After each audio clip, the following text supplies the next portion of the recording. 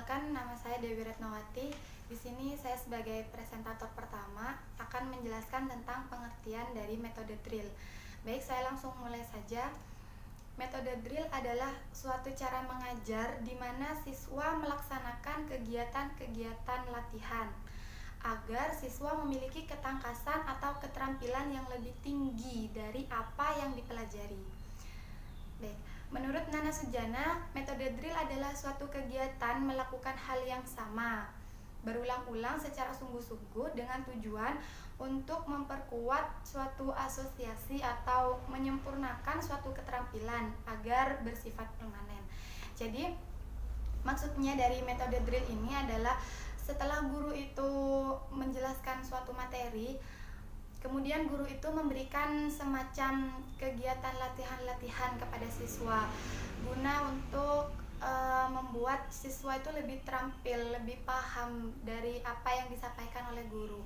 Kayak gitu. Jadi misalkan guru itu menjelaskan tentang bangun ruang, apa pengertian bangun ruang. Kemudian guru itu setelah menjelaskan pengertian dari bangun ruang, guru melempar kepada siswa menanyakan kembali kepada siswa apa sih bangun ruang menurut mereka, kayak gitu. Bisa mengulangi penjelasan dari guru tersebut, kayak gitu. Ciri yang khas dari metode ini adalah kegiatannya itu berupa pengulangan yang berkali-kali dari suatu hal yang sama, kayak gitu.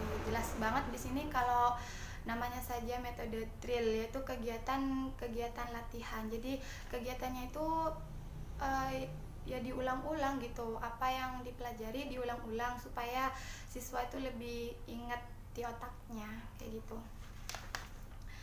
Yang kedua, langkah-langkah penggunaan metode drill. Dalam melaksanakan pembelajaran dengan metode drill, guru harus mempertimbangkan kesiapan dari guru tersebut. Nah, jadi tidak hanya guru yang harus dipersiapkan di situ, tapi siswa dan juga fasilitas yang mendukung. Baik, langkah-langkah dalam menggunakan metode drill ini terdiri dari beberapa tahap. Yang di sini ada 3 tahapan. Yang pertama tahap persiapan, yang kedua tahap pelaksanaan, dan yang ketiga itu penutup.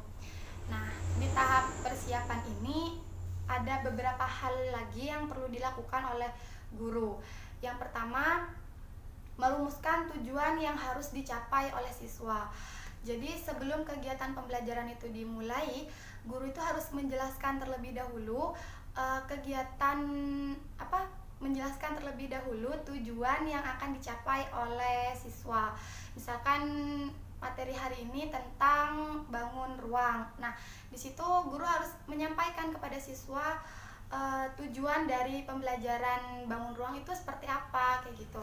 Misalkan tujuannya itu menentukan bangun ruang berdasarkan banyaknya rusuk, sisi, dan juga titik sudut, kayak gitu. Yang kedua, tentukan dengan jelas keterampilan secara spesifik dan berurutan. Nah, selain menyampaikan tujuan pembelajaran, guru juga menyampaikan keterampilan yang harus dikuasai oleh siswa dari pembelajaran bangun ruang ini seperti apa gitu. Misalkan siswa itu harus mampu mengelompokkan bangun ruang berdasarkan banyaknya rusuk, banyaknya sisi, banyaknya titik sudut, kayak gitu. Jadi guru harus memberikan pengetahuan yang seperti itu. Terus yang ketiga, tentukan rangkaian gerakan atau langkah yang harus dikerjakan untuk menghindari kesalahan. Nah, tahap-tahapnya seperti apa? Jadi misalkan guru itu harus menjelaskan terlebih dahulu. Misalkan di sini saya punya bangun ruang persegi panjang ya. Guru itu setelah menjelaskan bangun ruang persegi panjang itu bentuknya seperti ini, rusuknya, sisinya, titik sudutnya gitu. Guru itu harus menyampaikan rangkaian kegerakan atau langkah yang harus dikerjakan untuk menghindari kesalahan. Jadi misalkan guru itu menjelaskan dulu, kemudian nanti ibu akan mengulang kembali apa yang ibu jelaskan. Kalian harus mengulang lagi, kayak gitu misalkan. Terus yang keempat, lakukan kegiatan pradril sebelum menerapkan metode ini secara penuh. Nah, yaitu tadi pradril. Kegiatan pradril ini digunakan untuk mengurangi kesalahan yang akan terjadi, untuk menghindari kesalahan yang akan terjadi ketika menerapkan metode drill ini, kayak gitu. Terus kita masuk ke tahap yang kedua, yaitu tahap pelaksanaan. Di sini ada beberapa langkah, ada 3 langkah di tahap pelaksanaan. Yang pertama, langkah pembukaan. Nah, dalam langkah pembukaan ini beberapa hal yang perlu dilaksanakan oleh guru, diantaranya mengemukakan tujuan yang harus dicapai, terus bentuk-bentuk latihan yang akan dilakukan, kayak gitu. Jadi misalkan guru itu harus menyampaikan dulu kepada siswanya kalau kita akan belajar tentang bangun ruang ya hari ini, kayak gitu. Di sini Ibu punya bangun ruang persegi panjang. Di sini ada persegi, terus ada tabung gitu kan. Guru harus menjelaskan itu pada siswanya. Terus ini ada bangun ruang, ini namanya kerucut. Ini namanya limas ya, kalau nggak salah ini namanya limas. Oke, kalau salah kalian boleh komen di bawah. Kayak gitu. Jadi guru selain menyampaikan tujuan pembelajaran, guru juga menyampaikan bentuk-bentuk latihan yang akan dilakukan. Jadi setelah guru menjelaskan, nanti guru akan meminta penjelasan ulang dari siswa. Kemudian guru itu akan menanyakan kepada siswa, guru akan menunjukkan ini bangun apa, kemudian siswanya itu menjawab, kayak gitu. Kalau salah silakan gurunya memperbaiki. Terus yang kedua, langkah pelaksanaan. Nah, di langkah pelaksanaan ini ada beberapa lagi. Yang pertama, memulai latihan dengan hal-hal yang sederhana dulu. Oke, baik. Sekarang Ibu punya ini bangun ruang. Ini namanya persegi panjang. Nah, persegi panjang ini sisinya tidak sama. Kalau persegi berarti keempat sisinya itu sama. Kalau persegi panjang, keempat sisinya itu tidak sama. Nah, guru harus menjelaskan seperti itu. Dimulai dari hal-hal yang sederhana. Terus yang kedua, ciptakan suasana yang menyenangkan. Nah, selain selain ke materi, guru juga harus menciptakan suasana yang menyenangkan. Misalkan dengan permainan-permainan kecil, misalkan dengan guru tebak-tebakan setelah menjelaskan berbagai materi. Guru memberikan tebak-tebakan kepada siswa. Misalkan guru ngasih ini namanya apa, terus ini namanya apa gitu, ini namanya apa gitu. Terus jangan hanya ini namanya apa saja, tapi juga dijelaskan kalau persegi panjang rusuknya ada berapa, sisinya ada berapa, titik sudutnya ada berapa, kayak gitu. Jadi siswa lebih bersemangat dan itu sudah merupakan pengulangan dari hal yang sama. Itu sudah masuk ke metode drill. Terus yang ketiga, menciptakan suasana yang menyenangkan. Yang ketiga, meyakinkan bahwa semua siswa tertarik untuk ikut. Ya, pasti kalau pembelajarannya sudah menyenangkan, semua siswanya pasti ikut berpartisipasi. Yang keempat, berikan kesempatan kepada siswa untuk terus berlatih. Nah, jadi misalkan siapa yang mau nyoba menjelaskan kepada temannya kalau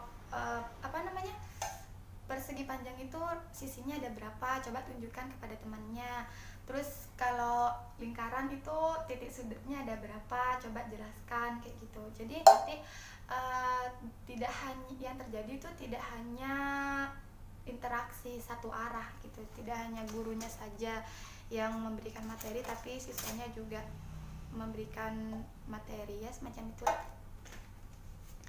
Terus yang ketiga, langkah yang ketiga di tahap pelaksanaan itu ada langkah mengakhiri. Di sini apabila kegiatannya itu sudah selesai, maka guru harus terus memberikan motivasi untuk siswa agar siswanya itu terus melakukan kegiatan secara berkesinambungan, sehingga latihan yang diberikan itu dapat semakin melekat, terampil, dan juga terbiasa. Jadi selain menunjukkan ini bangun persegi panjang seperti ini, terus tabung seperti ini, kerucut seperti ini, terus limas seperti ini. Nah, jadi guru itu kalau bisa sambil masukkan dalam kegiatan sehari-hari kayak gitu. Jadi misalkan misalnya kayak gini ya, ini persegi panjang. Nah, contohnya ini kan kalau dalam matematika seperti ini. Kalau di kehidupan sehari-hari persegi panjang itu seperti apa gitu, kayak gitu. Jadi misalkan kayak papan tulis itu bentuknya persegi panjang atau persegi kayak gitu. Tapi ini bukan bangun ruang ya, papan tulis ini bukan bangun ruang. Misalkan di ruang kelas ini bentuknya persegi apa persegi panjang kayak gitu ya, semacam kayak gitulah. Ya, kegiatan itu dilakukan untuk supaya siswanya itu semakin melekat, terampil, dan terbiasa dengan nama-nama bangun ruang, biar tidak lupa seperti saya. Ini namanya apa tadi ya? Silakan yang tahu ini namanya apa bisa komen di bawah. Terus yang ketiga, di tahap ketiga ada penutup. Nah, di sini di tahap penutup itu ada dua. Yang pertama, melaksanakan perbaikan terhadap kesalahan-kesalahan yang dilaksanakan oleh siswa. Ya kayak gitu. Ya, yang namanya guru itu pasti sebagai fasilitator, sebagai mediator, guru harus memberikan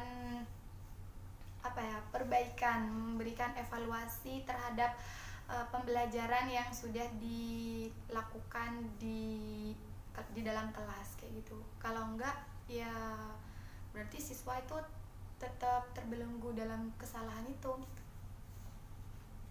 Yang kedua, memberikan latihan penenang.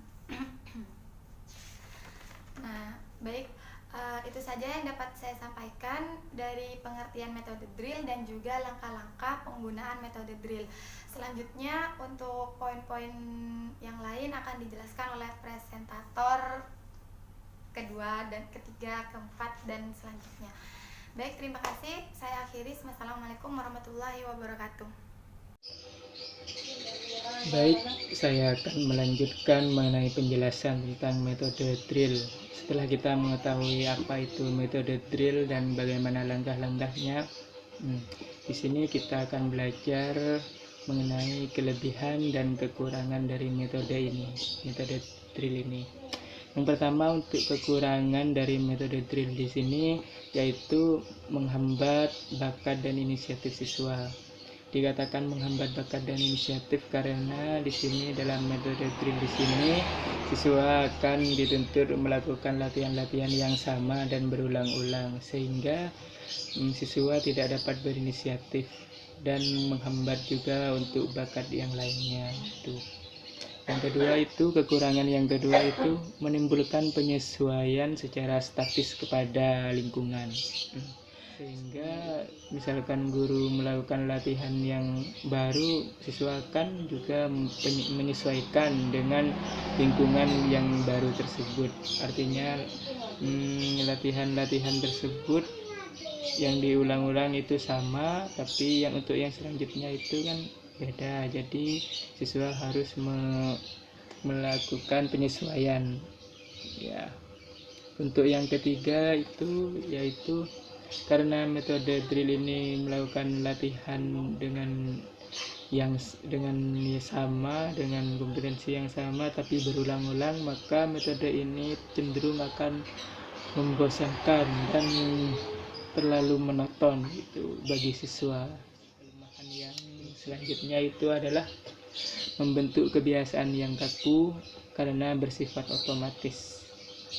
Nah, metode drill ini bersifat otomatis, latihannya itu sesuai dengan kompetensi yang diajarkan, sehingga siswa itu akan akan kaku, tidak dapat mengembangkan apa yang ada di pikirannya. Mereka hanya ikuti perintah dari guru tentang tugas-tugas atau latihan-latihan yang diberikan. Ya, selanjutnya selain metode drill di sini memiliki kekurangan, metode drill di sini juga memiliki kelebihan. Kelebihan dari metode ini yang pertama itu karena metode ini dilakukan latihan dengan berulang-ulang dengan keterampilan yang sama atau kompetensi yang sama, sehingga metode ini dapat membuat siswa itu memiliki kecakapan motoris seperti menghafal rumus-rumus dan lain-lain, itu menulis rumus, menghafal dan mengingat itu. Nah, yang kedua itu untuk kelebihan di sini, siswa itu akan memiliki kecakapan mental dalam hal perkalian, penjumlahan maupun pembagian dan tanda-tanda atau simbol dalam matematika tersebut, karena telah dilakukan latihan yang berulang-ulang sehingga siswa itu akan tidak kaku, sudah mengenal atau terbiasa. Kelebihan yang selanjutnya itu membentuk kebiasaan yang dilakukan dan menambah ketepatan serta kecepatan dalam pelaksanaan. Karena latihan dilakukan secara berulang-ulang dengan kompetensi yang sama, maka di situ membuat siswa akan sangat paham atau sangat mengerti dan terbiasa.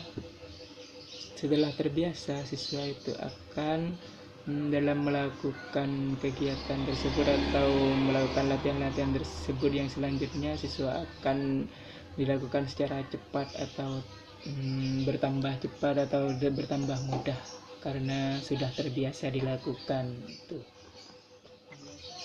Ya, untuk selanjutnya, kelebihan yang selanjutnya yaitu pemanfaatan kebiasaan yang tidak memerlukan konsentrasi dalam pelaksanaan. Artinya di sini setelah siswa dibiasakan mengerjakan latihan-latihan, maka siswa setelah paham dan terbiasa, maka siswa untuk selanjutnya akan tidak perlu melakukan konsentrasi yang maksimal. Artinya mereka sudah terbiasa dan sudah mengingat dan paham betul tentang latihan-latihan tersebut, sehingga jika diberi latihan yang sama, maka mereka akan tidak perlu memerlukan konsentrasi yang sangat tinggi dalam melaksanakannya. Mereka cukup hanya mengingat yang telah dipelajari atau yang dikerjakan latihan-latihan sebelumnya yang dilakukan secara berulang-ulang. Nah, itu saja penjelasan mengenai kekurangan dan kelebihannya dari metode drill di sini. Baik, selanjutnya mengenai prinsip penggunaan metode drill di sini. Yang pertama, prinsip yang digunakan itu sebelum melakukan atau mengadakan latihan tertentu, siswa itu diberi pengertian yang mendalam tentang materi atau kompetensi yang akan diajarkan. Nah, di situ karena bertujuan agar siswa tidak kebingungan dalam melakukan latihan-latihan, sehingga itu sebagai modal atau bekal siswa dalam melakukan latihan-latihan yang akan diberikan oleh guru. Yang kedua itu latihan untuk pertama kalinya hendaknya bersikap diagnostik. Artinya di sini yang pertama itu pada awal permulaan jangan diharapkan reproduktif yang sempurna. Artinya pada tahap awal tersebut latihan pada siswa guru tidak seharusnya berpikiran siswa akan melakukan atau mengerjakan latihan tersebut dengan begitu benar dan tepat. Yang kedua itu dalam percobaan kembali harus diteliti kesulitan yang timbul. Artinya dalam percobaan yang selanjutnya siswa itu harus dicari tingkat kesulitannya di mana, sehingga itu untuk melakukan latihan selanjutnya itu siswa akan mengetahui di mana kekurangan dari siswa tersebut, sehingga mereka akan memperbaiki diri atau melakukan pembelajaran kembali tentang yang belum dipahami atau kekurangannya gitu. Untuk yang ketiga itu respon yang benar harus diperkuat lah di sini. Misalkan siswa telah menyelesaikan latihan dan dengan benar, meskipun tidak benar seutuhnya, itu yang benar harus diperkuat sehingga mereka akan motivasinya akan terangkat, sehingga mereka cenderung akan memperbaiki diri atau semangat dalam mengerjakan yang selanjutnya gitu. Untuk yang kemudian itu baru setelah itu siswa kemudian diadakan variasi perkembangan, artinya setelah mereka dirasa sudah mampu dalam hal yang sederhana, mereka akan ditingkatkan atau dibuat variasi secara meningkat terus menerus. Tuh. Baik, itu prinsip penggunaan metode drill yang ketiga, yaitu masa latihan relatif singkat tapi harus dilakukan secara terus-menerus dan sesering mungkin tuh, agar mereka bisa memahami dan menguasai kompetensi yang akan dilakukan dengan dilakukannya secara sering dan terus-menerus gitu. Selanjutnya yang prinsip penggunaan metode drill yang keempat, yaitu pada waktu latihan harus dilakukan proses esensial. Arti baik, untuk prinsip penggunaan metode drill yang selanjutnya itu di dalam latihan yang pertama-tama adalah ketepatan dan kecepatan. Dan pada yang kedua dan selanjutnya adalah harus dapat tercapai sebagai kesatuan. Artinya ya, selanjutnya untuk prinsip penggunaan metode drill yang selanjutnya yang terakhir, yaitu latihan harus memiliki arti dalam rangka tingkah laku yang lebih luas. Di sini ada 3 hal mengenai tingkah laku yang lebih luas di sini. Yang pertama itu, sebelum melaksanakan, pelajar perlu mengetahui terlebih dahulu arti latihan itu, sehingga siswa atau pelajar itu akan melaksanakan latihan tahu apa tujuan dari latihan tersebut itu. Yang kedua itu, ia perlu menyadari bahwa latihan-latihan itu berguna untuk kehidupan selanjutnya, atau ya bisa dikatakan latihan-latihan tersebut akan berguna bagi selanjutnya atau kegiatan-kegiatan selanjutnya, karena telah dilakukan latihan-latihan yang berulang-ulang, maka mereka akan menguasai dan paham dengan sendirinya dan serta hafal dengan sendirinya, sehingga untuk latihan yang selanjutnya mereka bisa dikatakan lebih mudah. Yang ketiga itu, ia perlu mempunyai sikap bahwa latihan-latihan itu diperlukan untuk melengkapi belajar. Karena di sini kita belajar teori saja tanpa latihan itu tidak akan dikatakan sangat berhasil, dan tingkat keberhasilannya itu tidak begitu banyak.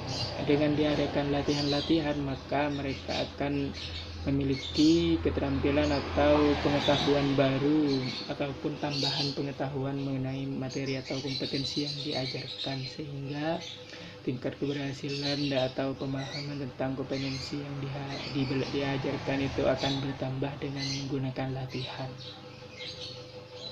Baik, itu saja penjelasan dari saya mengenai kelebihan, kekurangan, serta prinsip penggunaan dari metode drill.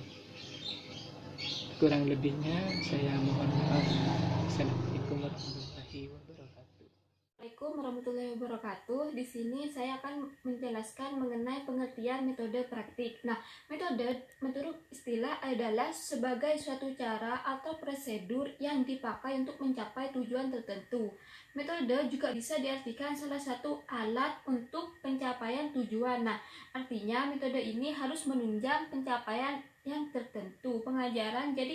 Jadi metode dapat dijadikan sebagai alat yang efektif untuk mencapai tujuan pengajaran.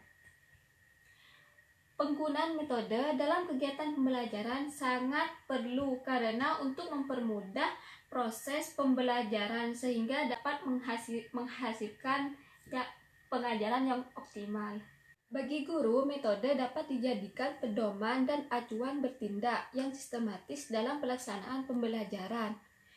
Dan bagi siswa dapat mempermudah proses pembelajaran dan siswa lebih mudah untuk menyerap materi yang diajarkan oleh seorang guru dan tetap tertanam di siswa. Maka metode praktiklah yang sesuai karena setelah siswa mendapatkan materi, kemudian siswa langsung mempraktekkannya. Jadi, metode praktek adalah suatu metode dengan memberikan materi pendidikan baik menggunakan alat atau benda, seperti di peragaan dengan harapan siswa menjadi jelas dan mudah sekaligus dapat mempraktikkan materi yang dimaksud suatu saat di masyarakat. Nah, metode ini diberikan jalan kepada para siswa untuk menerapkan, menguji, dan menyesuaikan teori dengan kondisi sesungguhnya melalui praktik. Peserta praktik atau latihan akan mendapatkan pelajaran yang sangat baik untuk mengembangkan dan menyempurnakan keterampilan yang diperlukan. Model pembelajaran praktik di sini memiliki 6 tahap. Yang pertama adalah penyampaian tujuan. Langkah awal dari urutan pembelajaran praktik adalah merumuskan dan penyampaian tujuan yang ingin dicapai dalam proses pembelajaran praktik. Tujuan pembelajaran harus memiliki karakteristik sebagai berikut. Yang pertama, tujuan pembelajaran berbicara masalah, yaitu menggambarkan tentang unjuk kerja dari siswa. Nah, yang kedua, dikuasai oleh siswa pada akhir pembelajaran. Tujuan pembelajaran menjelaskan tentang kemampuan siswa.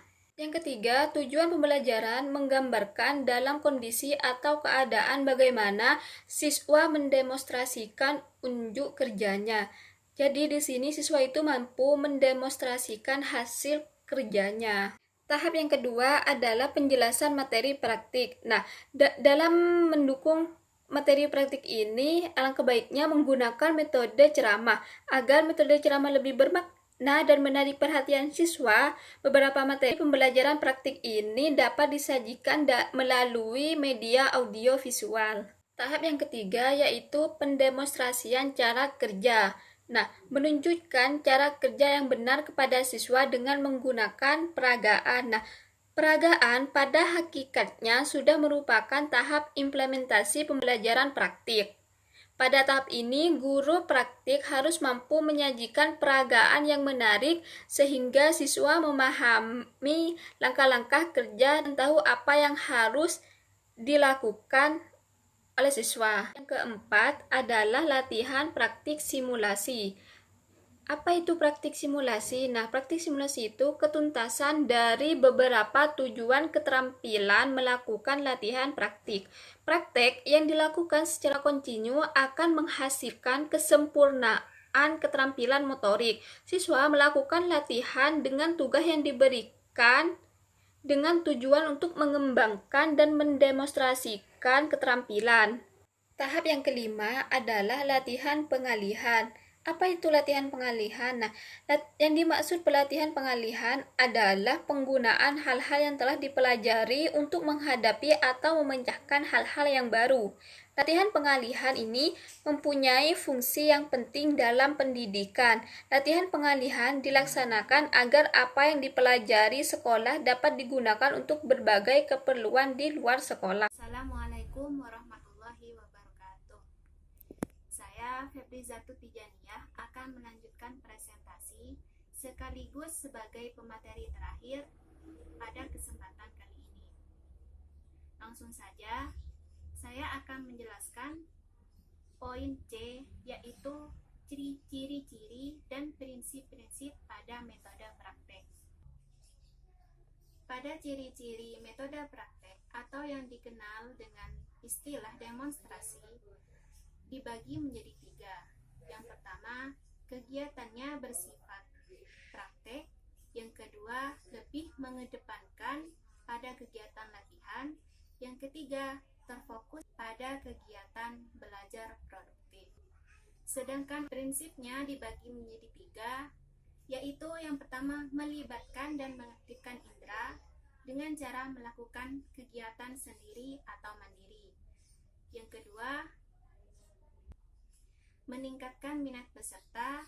Dan yang terakhir, menguasai materi.